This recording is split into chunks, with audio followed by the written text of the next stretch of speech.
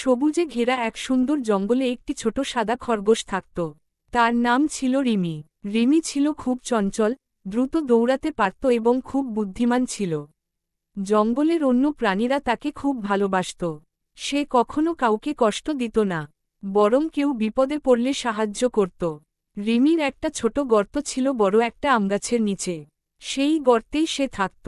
গর্তের চারপাশে অনেক সবুজ ঘাস আর গাজরের গাছ ছিল, তাই রিমির খাবারের কোনো অভাব ছিল না। প্রতিদিন সকালে সে গর্ত থেকে বের হয়ে লাফাতে লাফাতে খাবার খুঁজতে যেত। একদিন সকালে রিমি খাবার খুঁজতে খুঁজতে জঙ্গলের একটু গভীরে চলে গেল। সেখানে সে দেখল একটা বড় গাজরের ক্ষেত। এত গাজর দেখে তার খুব আনন্দ হল। সে ভাবল, আজ তো আমার খুব ভালো খাবার জুটে গেছে। রিমি আনন্দ করে গাজর খেতে লাগল। কিন্তু সে জানত না যে গাছের ঝোপের আড়ালে একটা চতুর শিয়াল লুকিয়ে আছে। শিয়ালটি অনেকক্ষণ ধরে খরগোশের খোঁজ করছিল। হঠাৎ সে রিমিকে দেখে খুব খুশি হয়ে গেল।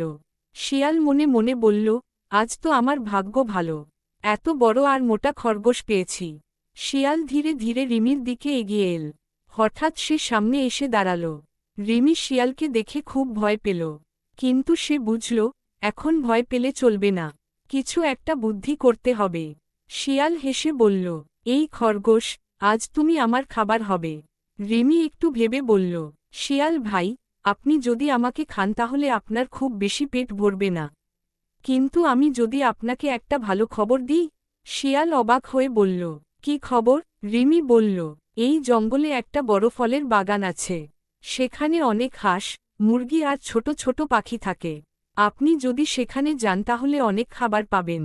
শিয়াল খুব লোভী ছিল। সে ভাবল, একটা খরগোশ খাওয়ার চেয়ে অনেক পাখি খাওয়া ভালো। তাই সে বলল, ঠিক আছে, তুমি আমাকে সেই জায়গাটা দেখাও। রিমি তখন শিয়ালকে নিয়ে জঙ্গলের ভেতর দিয়ে হাঁটতে লাগল। সে ইচ্ছা করে এমন পথে নিয়ে গেল যেখানে অনেক গর্ত আর কাদা ছিল। হাঁটতে হাঁটতে তারা একটা বড় কুয়ার কাছে পৌঁছাল। কুয়ার ভেতরে পানি ছিল এবং পানি খুব পরিষ্কার ছিল। রিমি কুয়ার পাশে দাঁড়িয়ে বলল, শিয়াল ভাই, ওই কুয়ার ভেতরে দেখুন, সেখানে অনেক বড় খরগোশ আছে। শিয়াল কুয়ার ভেতরে তাকাল, পানির মধ্যে নিজেরই ছায়া দেখতে পেল। সে ভাবল, সত্যিই ভেতরে আরেকটা খরগোশ আছে। লোভে পড়ে শিয়াল বলল, আমি এখনই তাকে ধরব। এই বলে সে কুয়ার ভেতরে লাফ দিল। কিন্তু ভেতরে তো কোনো খরগোশ ছিল না, শুধু পানি। শিয়াল ধপাস করে পানিতে পড়ে গেল। সে খুব কষ্টে সাঁতার কাটতে লাগল। এই সুযোগে রিমি দ্রুত দৌড়ে জঙ্গলের দিকে পালিয়ে গেল। কিছুক্ষণ পর শিয়াল কুয়া থেকে বের হতে পারল, কিন্তু ততক্ষণে রিমি অনেক দূরে চলে গেছে। রিমি তার গর্তে ফিরে এসে খুব খুশি হল। সে বুঝল, বিপদের সময় ভয় না পেয়ে মাথা ঠান্ডা রেখে ভাবলে উপায় বের করা যায়।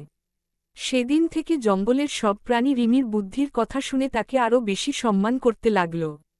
তারা বলতো, রিমি ছোট হলেও খুব বুদ্ধিমান। রিমিও সব প্রাণীর সঙ্গে ভালো ব্যবহার করত এবং সবাইকে বলতো, বিপদের সময় ভয় পেও না, বুদ্ধি ব্যবহার করো। এরপর থেকে শিয়াল আর কখনো রিমির কাছে আসার সাহস করেনি।